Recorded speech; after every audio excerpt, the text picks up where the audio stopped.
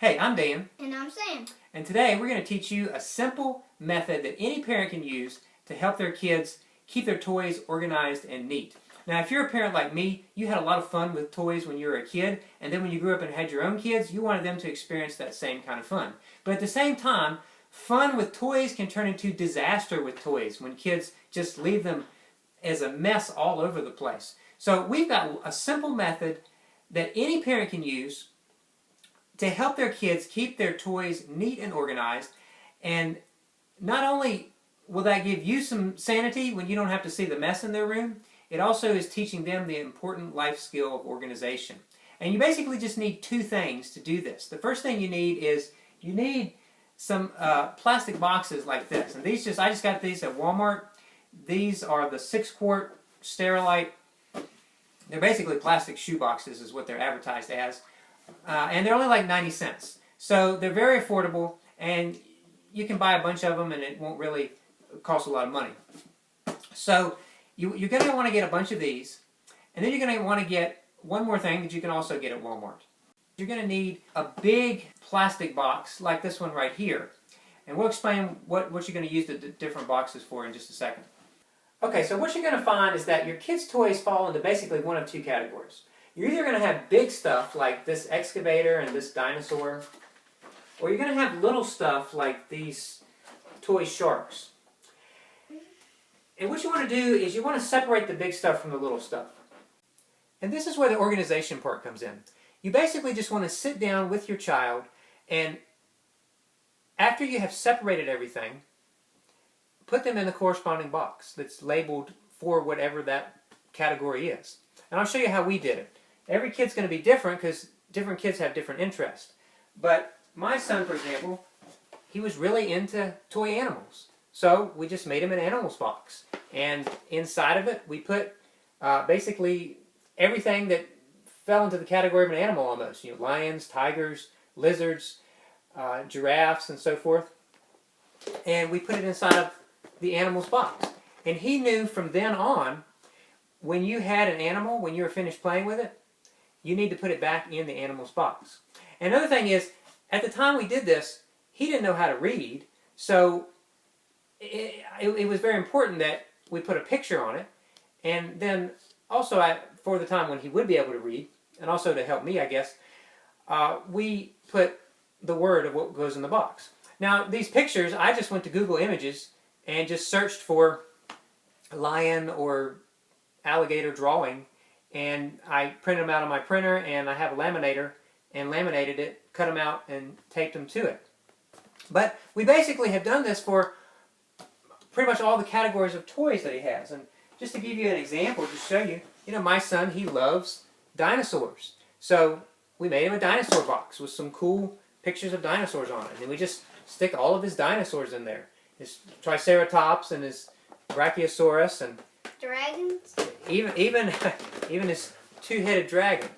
It goes in the dinosaur box. And we just continued doing that for everything until we kind of had a category for everything, Kids love Hot Wheels and Matchbox cars. So we made a box for his toy cars. My kid is really into the kaiju Japanese monsters, so we made a box for the characters from his favorite movies and TV shows, like that. And they've got a box.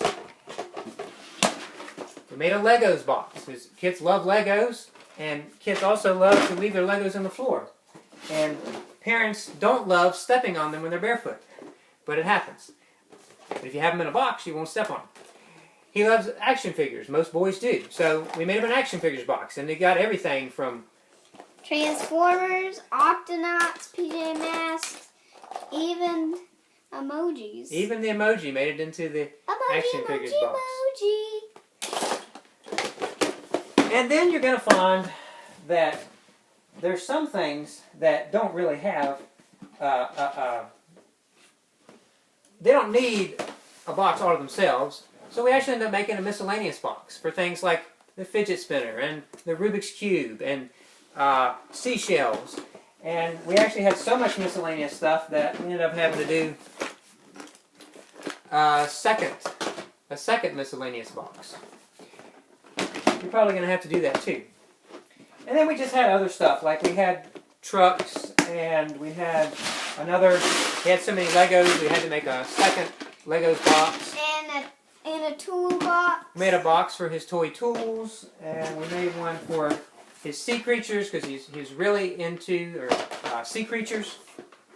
And he was really into trains. We made a trains box, and put all the different Thomas trains and his battery-operated train that could ride on a track. And then we had, he had a lot of trucks. And so trucks got 2 boxes. He had so many trucks. And then they just couldn't fit. They just couldn't fit. Then of course we had wooden blocks, and they went into a box themselves. The other thing that we said you need is you're going to need a big plastic box like this. And you can also get these at Walmart. And basically, all the little stuff is going to go into the small bins. The bigger stuff that won't fit in those little small bins, those small boxes, is going to go in here. And basically, you're just getting it out of sight, out of the floor. And when they want it, they can go in here and they can find whatever it is they're looking for. And this is basically what it looks like. It's just a bunch of large stuff that's been put into a box so that you can keep it out of sight and keep it tucked away. And then when my son wants to play with it, he knows where to find it, and he can go get what he wants to play with.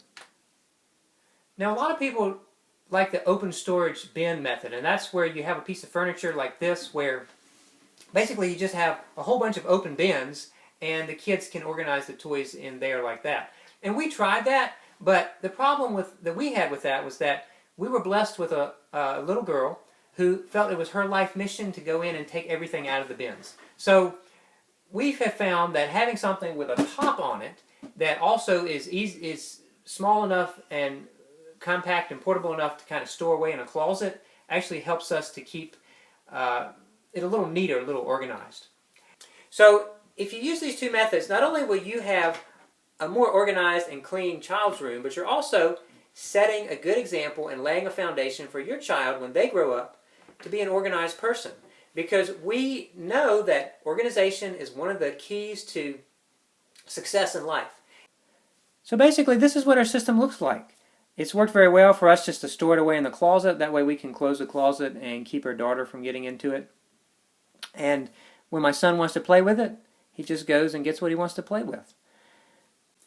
So if you found this video helpful, don't forget to give us a like and subscribe, and make sure to share this on your social media wall and with anybody you know who has kids and is maybe trying to find a way to organize their toys. I'm Dan. And I'm Sam. And let's start playing. Thanks for watching our video. Time to play. Hey, if you like this video, don't forget to give it a thumbs up. And don't forget to click the red subscribe button.